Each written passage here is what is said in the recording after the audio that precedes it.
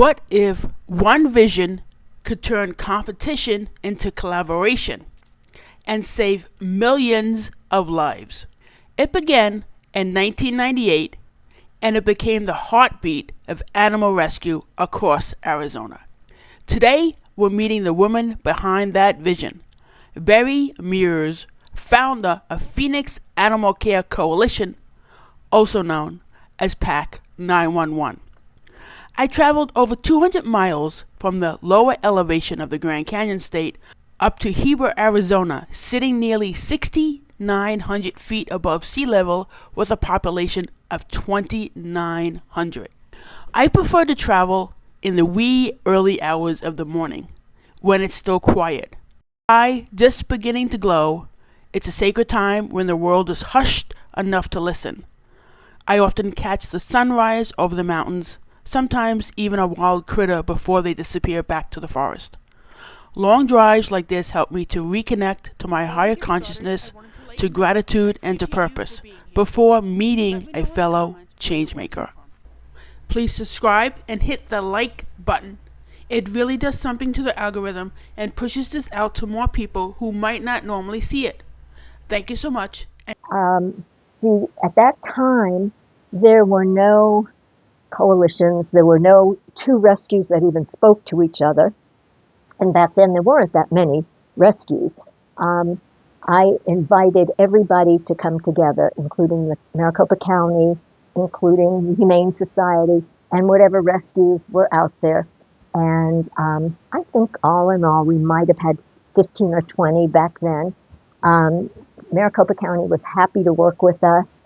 At that time, the Humane Society declined. They were self-contained. We were nothing. We were, nothing known and nothing that they had an interest in at that point. So they were not involved in our early beginnings. They sure are now. Found strays. Other people said, "Where do you find these strays? I don't see any strays." I said, "I see them wherever I go."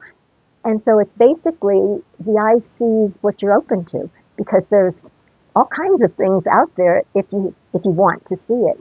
If you're so busy, so focused on something else, you probably don't. But I saw the strays. So I started collecting them and trying to find homes and trying to seek out the rescues that did exist. I knew I didn't want to take these animals to the county because right from the start you are told, don't do that. That's your last resort, which I learned quite a bit. But the main thing I learned was this rescue, and all the others were the same, believed only they did things the right way, and everyone else was no good. And I loved the rescue, and I still support them. They're still part of PAC all these years later. But I just didn't see the good of feeling that way, because everybody out there was trying to do the same thing.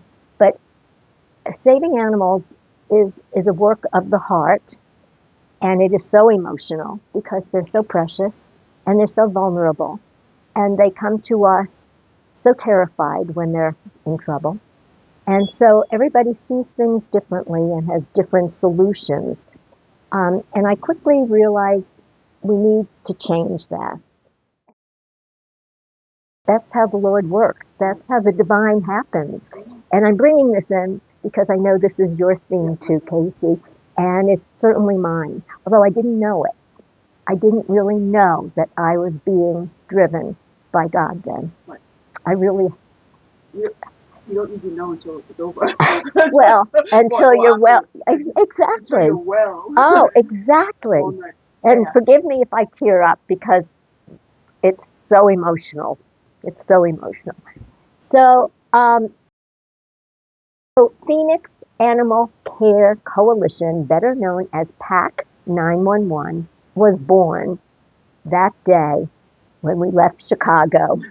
And I came back to the city and I invited everybody that I could think of to come to a meeting. Didn't know what we were going to do at that point, but just that we could do things better. And all I remember saying, and it just came out naturally, but it became our mantra, we will put our differences aside we will find our commonalities because we all share one heart, and we can do this better together. And that's the whole basis of PAC 911. PAC 911 started out by putting on adoption events. And we get all these rescues together who didn't particularly like each other at that time. And they were so used to bad-mouthing each other. And that wasn't allowed. And the little saying was, you have to learn to play nice in the sandbox and get along, because the rest of the world is against us. We are the good guys, and we need to show unity. And we did. And dealing with so many animals that are being euthanized, that need help, sometimes you have to broaden your scope and say, the village can tolerate this and this, because you're both helping. I started the program called the Critical Care Program. And I was sick about the fact that there was no help to the rescues for those animals on the euthanasia list who were sick, injured, in so many cases fixable, but costly, and they were being put down because the shelters that had them couldn't care for them, and they couldn't care for them, and they can't adopt out a dog with a broken leg, they can't adopt out a dog with cancer or a dog with its eye hanging out. So all those animals, very fixable, were put down. So in 2012, I said, I have to get some money. I just woke up. I had seen a horror story on the news about animals being put down. I cry myself to sleep many nights. And I said, I have to do something. PAC needs a medical program. I made one phone call, and I got my program. Who'd you call? My friend who's wealthy, who has a foundation, And I said, can I get some money to start this program? She said, absolutely, yes. And she said, how much do you need? I said, then 10,000 sounded okay just to start. I said, give me 10,000.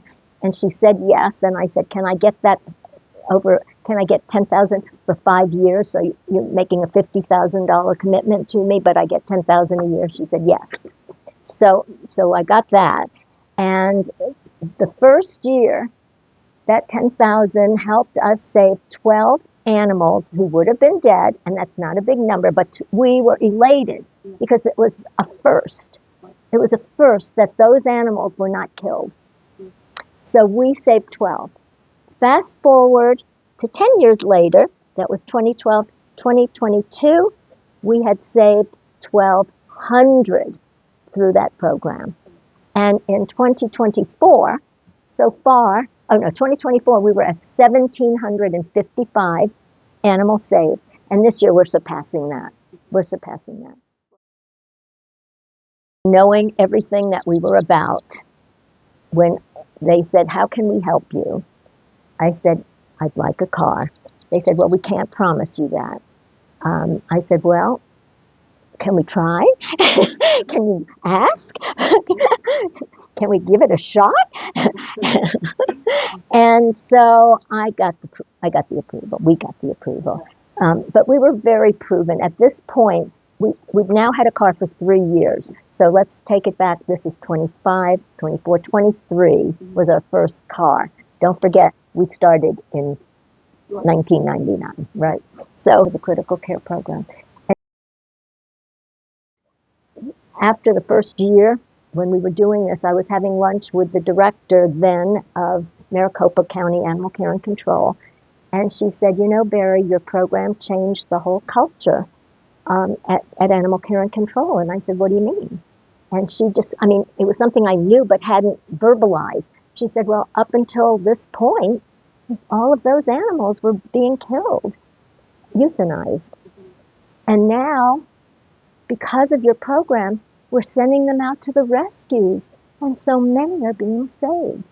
And so it was a really life-changing, culture-changing program that I am very, very proud of. If nothing ever happens beyond that, I'm very proud of that program. I enjoyed driving up to Huber and meeting her myself. Go to her website or her Facebook page to learn all about the upcoming special events in Arizona, as well as get your tickets for that Toyota 4Runner or the $25,000